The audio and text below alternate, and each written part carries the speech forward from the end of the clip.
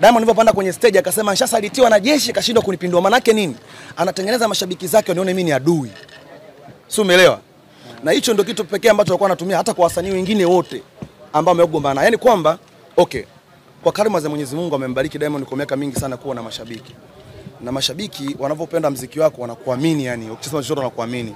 Na hata msanii yote ambaye alikuwa anakuja ukifika muda fulani hivi yake kutengenezea uadui tu kwamba bwana huyu yuko katika cycle yangu, itimizi mashabiki zake wote wanakukataa.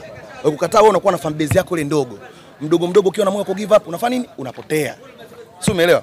Kwa kuzungumza kwamba nishasalitiwa na jeshi akashindwa kunipindua, maana yake nini? Anatengeneza mazingira ya mashabiki zake wote wanaona mimi ni snitch, yani nimemsaliti. Na ndio mentality ya mashabiki wote wa WCB iko hivyo. Wanaona mimi ni snitch, nimemsaliti. Na hata watu ambao sio WCB ambao wako nje tu wanaangalia tu game, wadau wanaona mimi yani mimi nimejiona nimefanikiwa, nimetoa. Hawajui struggle ambazo mimi bro, mimi mtoto wa kimaskini bro. Mamangu anaishi maisha magumu, si 500 ni nyingi. Nimetoa.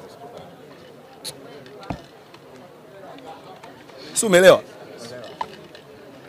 Ikabidi fresh, yana mimi naenda kukomaa tu nini fresh.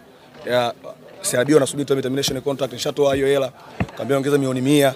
Umeona?